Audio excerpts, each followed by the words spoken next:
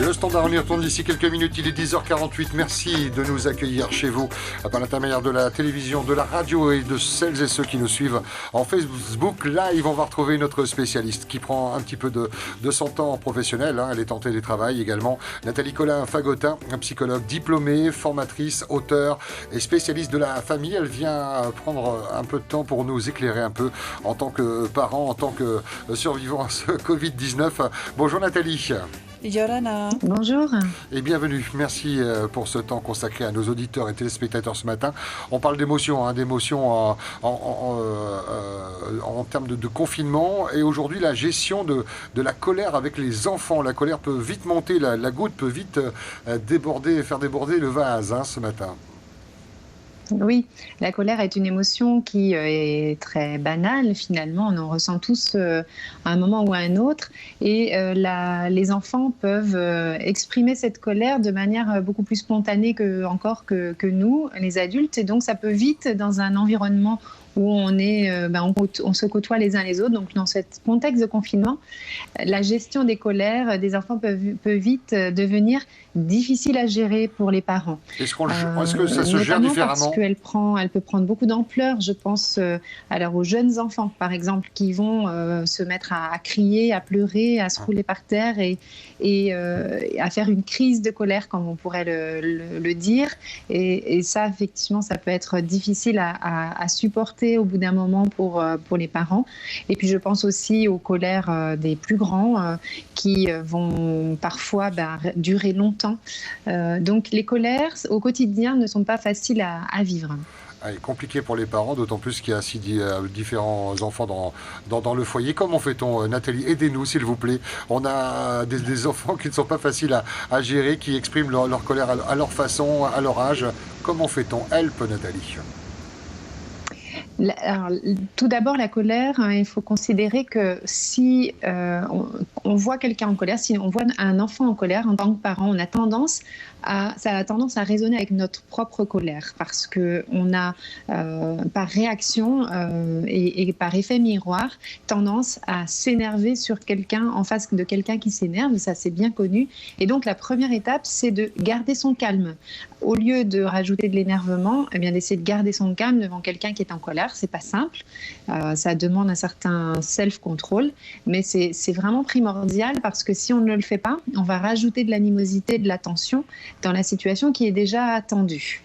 La deuxième étape, ça va être d'accompagner l'enfant pour l'aider à nommer ce qui se passe en lui. Est-ce qu'il est contrarié, frustré, fâché, très énervé, en colère, qu'il est déçu, est-ce qu'il est fatigué, etc. Il y a plein d'adjectifs, de qualificatifs, de mots qui peuvent qualifier des façons de se ressentir. Sauf que les enfants n'ont pas forcément appris à nommer tout ça. Donc le rôle des parents, c'est de donner des mots aux enfants pour apprendre à reconnaître ce qui se passe en eux. Et puis, en nommant les émotions, on va faire une deuxième chose très importante. On va pouvoir, à travers le langage, commencer à désamorcer cette énergie, parce que la colère, c'est vraiment une énergie qui ne demande qu'à sortir. Et en la verbalisant, en mettant des mots sur cette colère, ça va nous aider à la canaliser et donc à désamorcer, à la calmer un petit peu. La troisième étape, ça va être de l'aider à gérer lui-même sa colère, en considérant que on ne peut pas la réprimer. En tout cas, si on cherche à la réprimer, elle va se manifester d'une autre manière, en quelque sorte. Il vaut mieux imaginer qu'on va la canaliser, il vaut mieux imaginer qu'on va accompagner son enfant à retrouver son calme. Et évidemment, dans le meilleur des cas, on va, alors déjà en tant que parents, nous-mêmes apprendre à gérer notre propre colère. C'est la meilleure école pour l'enfant pour apprendre à savoir comment gérer. Par exemple, gérer la colère, ça veut dire l'exprimer d'une certaine manière. Toutes les façons d'exprimer la colère ne sont pas acceptables socialement. On va par exemple apprendre à l'enfant que tu as le droit de dire que tu es en colère, mais tu n'as pas le droit de taper, par exemple, pour exprimer que tu es en colère. Tu as le droit de dire tel type de paroles, mais par contre, tu n'as pas à dire d'autres paroles. On en a parlé hier sur les paroles qui sont négatives et destructrices. Donc, on va apprendre à l'enfant des manières acceptables qu'il va pouvoir utiliser finalement pour à la fois extérioriser cette colère, retrouver son calme plus rapidement et en plus réussir à mieux communiquer sur cette émotion qui n'est pas facile pour lui déjà à gérer.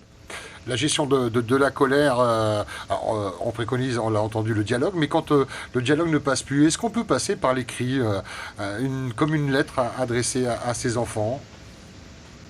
Alors, je pense qu'il y a deux sortes de cris.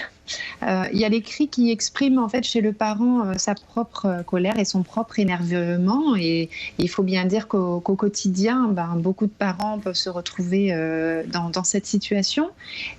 Donc là, c'est d'apprendre à gérer encore une fois sa propre colère. C'est des cris un peu de je me sens moi-même énervée de te voir énervé. Et donc du coup, quand je crie, je suis en train d'exprimer que je suis moi-même très en colère de voir que tu te mets dans un tel état pour quelque chose qui me paraissait un détail ou que j'aurais tellement besoin de calme au quotidien que là, d'entendre des cris, de t'entendre crier, pleurer, ça m'est vraiment difficile à supporter. Alors justement, puisque là, de la manière dont je viens de l'expliquer, ce serait tout à fait possible de l'exprimer à l'enfant et au contraire, je pense que ce serait même un vrai apprentissage pour lui. On peut exprimer à ses enfants en tant que parents que des fois, on sature, que l'on perd patience, que l'on sent la colère et l'énervement monter, et donc de le dire avec ces mots-là. Par contre, je pense que peut-être au lieu de cris, parfois pour un petit peu casser la montée en tension qu'il peut y avoir, c'est de monter un peu le ton, mais d'une manière bienveillante, c'est-à-dire être ferme et bienveillant. Bon, ça suffit. Ça suffit, là, on va stopper on va dire l'engrenage là qui est en train dans cette crise, et on va se donner les moyens, des bons moyens pour continuer. Donc, crier n'est jamais une solution efficace.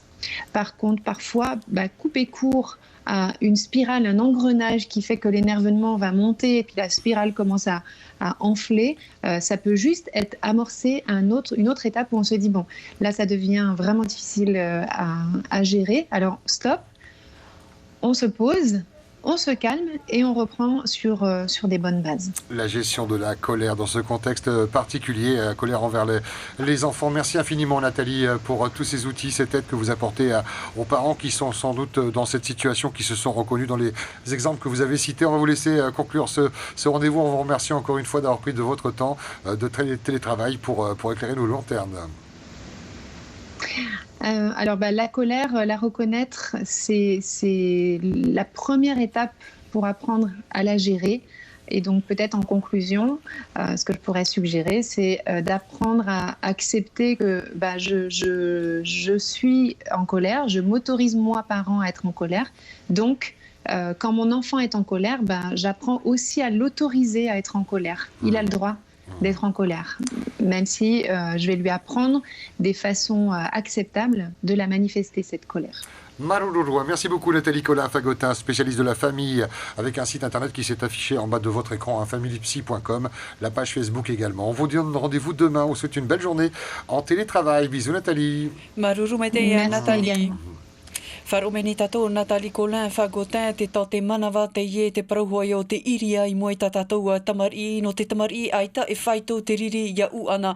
Tamari nei anei e tamari a paari nahea tātou i mua i tā tātou mau tamari te roto i a tātou nā mua roa te imira e te rav ea e iha i a tupu u te ie riri. Ia iria tātou e iria o mai te tamari e imira e te rav ea e iha e riri e whawha tātou mau tamari no tea e iria ai, e āparau, e parau, tamaru, tauturu te tamari e iria nei, hor o te parau i te tamari ia māmā mai te ie riri tōna.